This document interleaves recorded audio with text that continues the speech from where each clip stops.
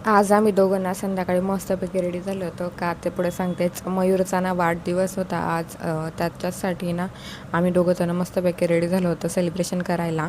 आणि आम्ही सेलिब्रेशन करायला चाललो होतो म्हणून म्हटलं सोबत केक पण घेऊन जाऊ. तर मग आम्ही केक घ्यायला चाललो होतो डुग्गू आणि मी. आधी तो ना पायी चालायला मागत नव्हता, मग त्याला कसं बसं पायी चालायला लावलं आणि केक शॉपमध्ये गेलो.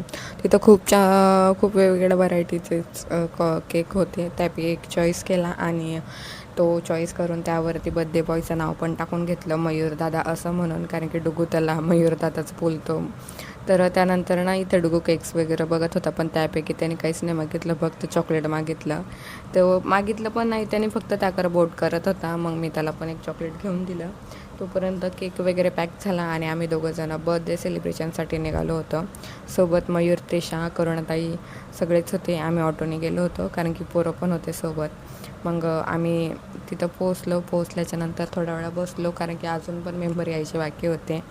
तर त्यांची वाट बघितली, तेही आले आणि केक कट करायला आहे ना केक बाहेर काढला. त्याची तयारी आमची चालू होती बघा इथे. आणि इथे रिदांश बघा माझ्या मांडीवरती बसला आहे मस्तपैकी. पण तो मला नेहमी असाच बघत असतो, मला काहीच कळत नाही. तो मला मी त्याला ओळखायला येत नाही की काय, मला समजायला अजिबात काही मार्ग नाही आहे. पण तो माझ्याकडे असं कंटिन्युअसली बघत असतो मी त्याला घेतल्यावरती. त्याची काहीच रिॲक्शन नसते, फक्त बघत असतं. तर मग असं आमची मस्ती चालू होती त्याला घेऊन. त्यानंतर ना बर्थडे सेलिब्रेशन सुरू झालं आणि केक वगैरे ओपन केला होता. तर आमचा बर्थडे बॉय बघा कसा हसतो आहे. आणि आमची चिल्ड्रन पार्टी त्याच्या शेजारी बसलेली आहे. त्यांना बर्थडे म्हणजे काय हे अजिबात माहीत नाही आहे. फक्त त्यांना एवढं भारी वाटतं ना सगळे पोरं एकत्र झाल्यावरती, एवढे गोराड चालू असतो सगळ्यांचा की बस कधी. खूप जास्त घरामध्ये आवाज गोंधळ करत असतात ते. त्यानंतर ना सेलिब्रेशनसाठी सर्वात आधी परिणाम मयूरला ओवाळून घेतलं. त्यानंतर अनुची टर्न होती, अनुनी पण ओवाळून घेतलं आणि त्यानंतर करुणाताईनं ओवाळलं. आणि आमचा बॉय बघा इथे ना मस्त क्लॅप करतोय, कारण की वरती बर्थडे सॉन्ग चालू होतं म्हणून तो इथे ना मस्त क्लॅप करत होता.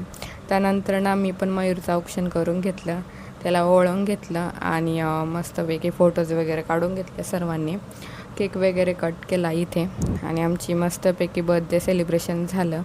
त्यानंतर ना केक वगैरे कट केला, सर्वांना केक चारला त्याला आणि जेवणाची तयारी केली.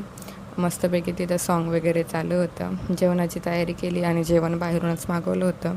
आम्ही सर्वांनी मस्तपैकी जेवण वगैरे केलं आणि त्यानंतर ना जेवण झालं म्हणून म्हटलं मुलांनी सगळ्यांसाठी ना आईस्क्रीम घ्यावी. तर डुगूच्या बाबांनी सगळ्यांसाठी आईस्क्रीम घेतली.